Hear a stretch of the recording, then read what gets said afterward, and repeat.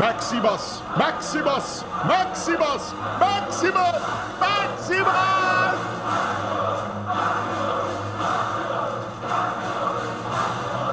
Maximus, Maximus, Maximus! Oh my good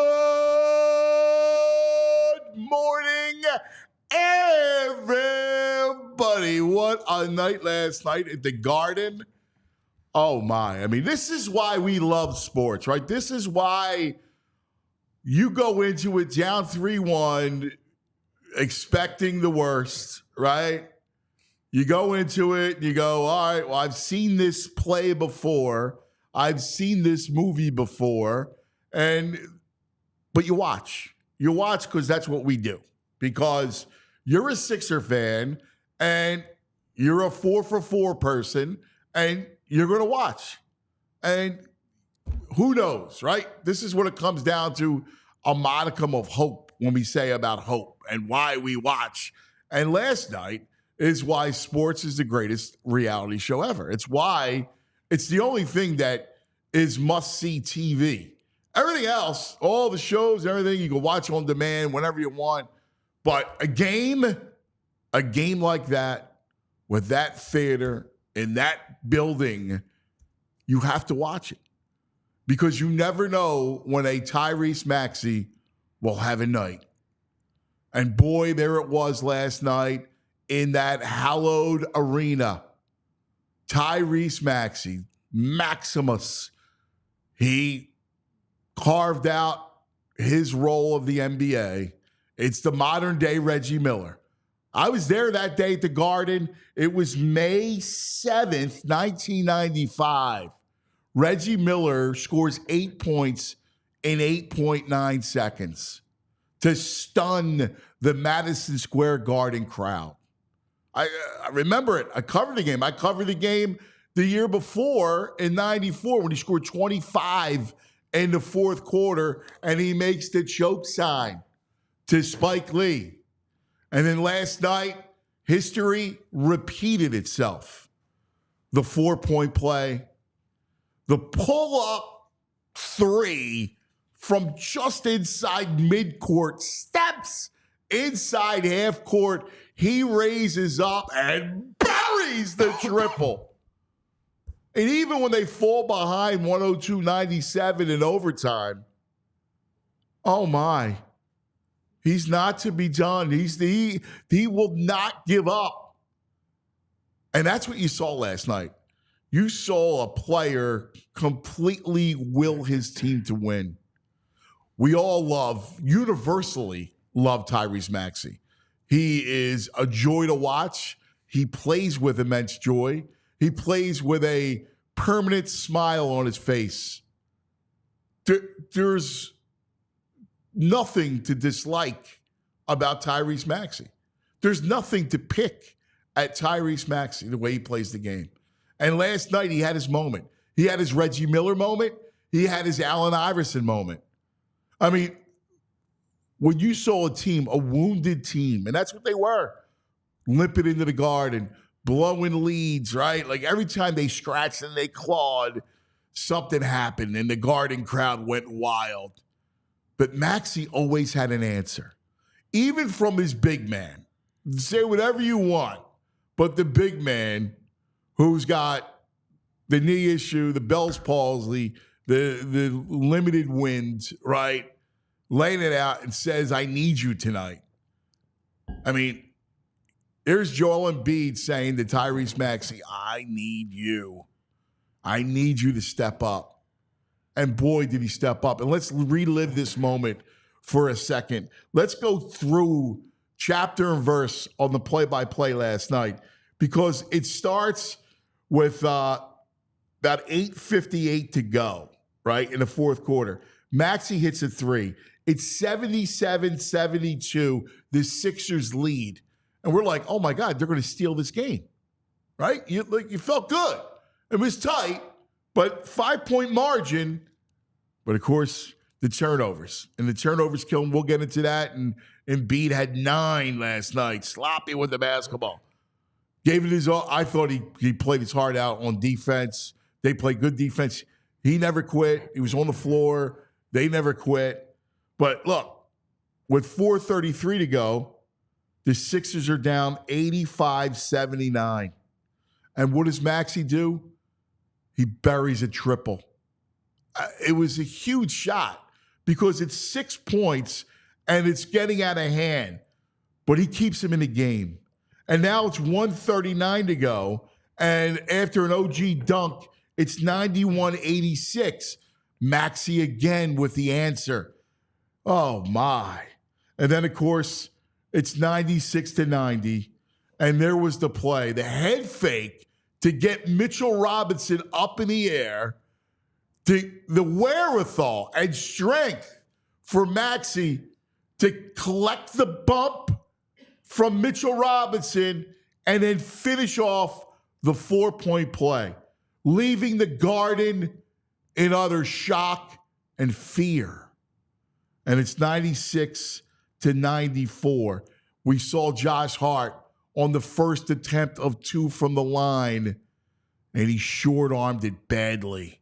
And that left the Sixers within striking distance. And then what happens? Knicks don't foul, right? Maxey looking for space. He knows that he's going to get blitzed by a pair of Knicks, maybe 3 of them, maybe 4 of them. And then he looks and he spies some space just inside half court, and he raises up with a clean look and ties the game. I don't remember a shot like that. All these years watching the Sixers, I don't remember a shot like that. In that kind of moment, to raise up, and it's overtime. And then Brunson scores the first 5. With 3:42 to go in overtime, Maxey again buries another triple, one of 7 threes. He had 46, 9 assists, 5 rebounds in 52 freaking minutes. Oh, my God. And then he hits a dime, one of those 9 assists to Oubre, and it's 103-102. And then Embiid, after such a difficult night, 3-point play. He gives the Sixers a 106-102 lead. But they're not done, right? Somehow the Knicks claw back and Brunson hits a 3 to tie it. But what do the Sixers do? They answer. Oh, man, inexplicably do they answer. Batum finds Kelly Oubre. And there it is. Layup, and he was wide open. Layup, and then Tobias, the friendly ghost, appeared last night. He buries 2 free throws. Maxey ices it. Sixers win. Harris, 19, 8 rebounds, played some great defense. Embiid, as bad as he was offensively with 19, he did have 16 rebounds. He had 10 assists with the 9 turnovers. It was just an electric night. And there was Tracy Morgan giving the finger to Maxey after the game and reminiscent of Spike Lee. And Maxey just sat there and smiled because that's what he does. And Ben Stiller's looking, right? And JB Smooth's looking, and they're speechless. Jon Stewart with the long face and the Garden crowd that was looking for a pound of flesh and looking to party. Well, ain't happened. Maxey, Maximus. JP, sing it! Sing the song! ¡Vámonos! ¡Aplaudan las manos! Todo el mundo para Filadelfia. 76ers, pisar tus pies. Todo el mundo para Filadelfia. 76ers, that was fantastic. Night at the Garden. Fantastic. Maximus. JP, that was now it's amazing. By the way, Anthony Gargano Show is brought to you by the Bet Park Sportsbook and Casino app. Hopefully you had Maxey over and his props because he soared over last night, JP. What a night last night. what truly was, we always talk about theater and like the movie aspect of this sport, right? Well, how about last night? Maxey missed some key free throws, right? Joel Embiid not playing his best game either. And ironically enough, our own here at PHLY Sixers that brought the press conference clip from Maxey. And Buddy Hield was the one that rose Maxey's game. He gave him that boost of confidence. He said some words on the sideline there, which is crazy enough. But you get 7 points in 28 seconds from Maxey to close out the game. So you know me, I'm an early bird. I like to go to bed early. So I had the game on in bed. As soon as he hit the half-court shot, I'm out of bed. I'm jumping, and my fiance's like, babe, get back in bed, relax. Like, no, babe, Maxey's out here pulling a Reggie Miller. Like, it was freaking awesome. It's Jordan, it's Miller, it's Maxey. And then obviously an OT, but last night was really a great performance. I know we were all a little bit down coming in because that's kind of what they did to us. But, playoffs are about moments, and playoffs are about players. And Maxey, it was his night. Game 4 was Brunson. Game 3 was Embiid. Game 5 was Maxey, and he stepped in a big way. It was interesting, right? Like, when you look at it and you say, well, the Sixers gave away game 2, right? The Knicks gave away last night. Maxey took it from them. Literally. Right? Snatched it from them. And now you got a shot, right? Like, you got a shot. You come back home, game 6, and look, one thing, Dawn Staley said it after the game. She tweeted it imploring Sixer fans not to sell their tickets to New York. One night defending the Wells Fargo Center. We want to see that. Like that, Charles Barkley said it on TNT last night. Don't bring that stuff to South Philadelphia. He said, don't bring it to the Spectrum, right? Like it was awesome. And look, if you could come back and win Thursday night, and that's got to be an Embiid game. Like, that's your comeback. Like, that's got to be the Embiid game Thursday night. And then, you take a shot, game 7. Let's see how tight the Knicks are. And who knows? And that's kind of the flow of the series, man. Yeah, I mean, could Maxey possibly turn this around for the Sixers? We'll find out here. I'm looking at the prices right now for everyone. We're looking at Ticketmaster because the cheapest ticket right now is $151 for the Assembly Room. So, look, I get it. I think the big reason why you saw what you saw in game 4 was, Sixers fans were just a little bit fed up. And obviously playoff, that's the cheapest ticket, $151. So Sixers fans were just a little fed up. They didn't want to probably put up with those prices. Well, I think everyone will be excited. Like you have to be after last night. Like, listen, you saw a performance. I mean, that was Iverson, man.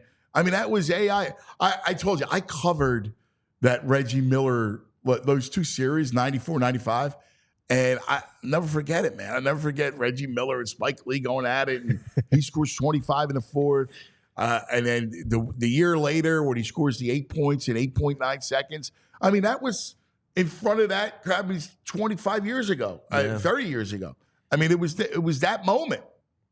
I would have never thought it would have been that Maxey would have been the one to step up and take it away. But let's give some other roses here. I mean, like, the friendly ghost you mentioned, Tobias Harris. He first beginning of the first half, beginning of the second half, he really started that jolt. He had the first quick 5 points in the first half. He played really well. I give Tobias a lot of credit because he didn't melt. He didn't disappear. Like, he played well. He didn't crumble. Like, listen, on a night when Embiid clearly didn't have it, right? Like, he was struggling. Yeah. All the turnovers. I mean, the disjointed offense. Right? He had no feel. You saw, I mean, even the elbow shot, which is usually automatic for him, he missed. So the fact is they needed every bit. Batum played well, right? Played good defense, key pass, and rebound here and there. Like you mentioned, Harris played great defense. Yeah. And it was able to get a couple big shots, a couple big free throws. Like, you know what? He was big in that game. You needed him. Maxey needed some help. I mean, he was incandescent. I mean, on the biggest stage. I mean, that was just a remarkable performance. I'm trying to think about the great performances in Philadelphia sports history. You got a couple of the AI moments, like during the playoffs against Milwaukee and Indiana, where he in Toronto, where he single-handedly kind of willed them to win, and that was Maxey. Yeah. But the level of shots, like the 4-point play. Yeah. And by the way, I don't know about you, but I mean, Grant Hill was on my last nerve last night. Oh, that's a 2. Or what do you mean it's a 2? I was listening to the Philly broadcast, but I get you. I get you. Like, it's like, that's a 2. I'm like, it's not a 2. That was a 3. Yeah, Clearly, it looked like a 3. Right off the bat. But that was that play was a monster play, man. Yeah. And even like to be able to have the cojones with 7 seconds left on the clock, go up the court, shoot that shot from half court. That's absolutely incredible to see from Maxey here. So, cause I want to raise you a question here. So obviously Embiid didn't have a best game, and you can clearly tell like he was feeling it. Can the Sixers win Game 6 with Embiid at that level? Well, no. I mean, you can't expect Maxey to play like that's why I said it's got to be an Embiid game. Like Embiid has to play great. Yeah. Like you need him to play great. Like that needs to be an Embiid game on Thursday night. You're at home. That has to be. Like you got to feed off that crowd, right?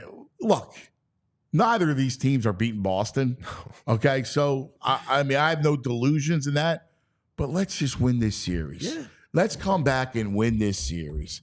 Let's beat New York. This rivalry, I look, it's always about a chip. It's always about a title, but sometimes it's not. Sometimes it's about beating a rival 90 miles away, right? Like sometimes it's about coming back on Big Brother. And it shows, like last night, he didn't allow them to quit. Like they were teetering and they never quit because Maxey didn't let them. No, that was really the big part. And everyone kind of rose to the occasion there too. You talk about OT, making some big free throws to close out the game as well. But, I mean, it was really, truly all about Maxey. And, when Embiid's looking at Maxey, he's like, yo, I need you, cuz. And Maxey steps up in the big way. But even like Kelly Oubre, with that, when we got that layup to make it 108-106, oh, my God. Kelly Oubre, by the way, he just got it over the front rim. The front of the rim. I'll be honest with you, I thought he was short arm, and I thought he alligator armed it. Like it looked short. Oh, man. He got a couple bad passes in that game and late. Well, he was wide open. I know. The Maxey pass was ridiculous. Yeah. And so was the Batum. They set up the dunk. Yeah. Right? Like, yeah, I mean, even like you look at the way the game played. I mean, like at halftime, our producer Andrew's texting us. He's a little concerned from Subaru Park, right? Tank McBride again with who? Oh man, our producer. Our producer. I love Andrew to death, but he had a bad attitude yesterday. And he jumped all over me when I'm like, well, listen, I'm going to watch the game. Well, he's going to watch the game. I want it over with. Well, you still want it over with, Andrew? No, not anymore. If we would have lost last night, of course not. If we would have lost that, Andrew would have came in here and would have said trade Joel. If we would have lost last night. Oh yeah. Listen. Oh my God. Listen. We all watched. I mean, he struggled last night. I know. Right? It's frustrating. And 9 turnovers. I could count. And he struggled, right? Like, he looked horrible. Like, the bad passing, the bad turnovers. I mean, he did. I mean, now, I know nobody wants to hear that he's the knee and the face. Like, he's got half a face, right? Like, he's got all these issues. But he played hard. Like, he didn't mope. He didn't quit. He played hard. And he rebounded 16 boards. He went after it and played defense, a couple big blocks, swat. There was one big rebound. Listen, I was proud of him in the sense that he didn't lay down. Like, we've seen him lay down. I saw him lay down with Harden, and I saw him lay down with Simmons, right? Twice. He didn't do that, right? Now, it became Maxey's team last night. Yeah, you can clearly tell that. It's always got to be the guard. It's always got to be versus the big, because creating your own shot, right? Like, and we saw Maxey with his ridiculous quickness being able to create his own shot. By the way, our open brought to you by Olipop. Celebrate with some Olipop. Find it at your local Wawa. That's right, Olipop. The soda that's good for you. That tastes incredible. You even saw Embiid like late in the game diving for rebounds. Yes. And they were trying to get him in the game, like doing the post ups with Mitchell Robinson, and Max was trying to find him. They're playing that 2-man game. Yeah, and unfortunately, Embiid couldn't get that shot off, and he couldn't make one in. He didn't have that one little floater that went in, but he actually in overtime had the 3-point play. Yeah, that was big. He did give us something there in the OT, for sure. I mean, and he rebounded. I mean, but listen, we know that what the narrative was going to be. I mean, we all felt it. We were all watching it. And in the moment, it was completely frustrating. Obviously, after Maxey saves the night, you can look at it with a little bit of empathy toward Embiid, right? Like, you can look at it differently. If you lose, the fangs come out. That's just the nature of sports. Unfortunately, that's how it the is. fans, media, the whole thing. Like, that's what happens, right? You lose. It always comes down to the result. And the fact is, Maxey was superhuman last night, and that cleanses, a real awful game. Like, there were stretches of that game where I thought Nick Nurse did a good job. He sat him out for a couple minutes in the fourth quarter, bought him time with the small lineup, and I thought that was key. I like Boom Boom Batum as a small that center in the small ball lineup. Yeah, I think you have to. Like, you got to give him a blow, and especially like a night when he's struggling, like you just got to sit him down. Yeah, you don't want to see B-ball Paul there. And then look, I thought once they sat him down, he went back in the game. I thought he was good. I mean, obviously, the night belonged to Tyrese. I mean, everybody, the whole world watched the game, right? The whole world's going, it's the center of the universe. It's New York. And he just takes over. We'll have to do like a list of like the top 10 like individual playoff moments in Sixers history, because that one had me sleeping like a baby. I'm not gonna lie to you. Yeah, that was a fun night. That was a great night. It just was a great night. I mean, it was the nature of the game was the back and forth of it, Brunson, and it was just an incredible basketball game. Like the theater of it was ridiculous, because every time there was margin, like the Sixers, it was such a back and forth night. I mean, remember the Sixers lead with 8:38. They lead 97 or 77-72. Mm-hmm. The 9-minute mark of the fourth quarter. They were leading. Yeah. And listen, I mean, Jalen is a baller, man. He truly is a baller. Like, even late in the game, making those floaters over Nico Batum. Like, listen, it sucks. I hate the Knicks, but he's fun to watch. He's a great player. He's another one that was carrying that like team. Iverson, right? They're built just like the Sixers in 2001. Yeah. They're exactly like the Sixers.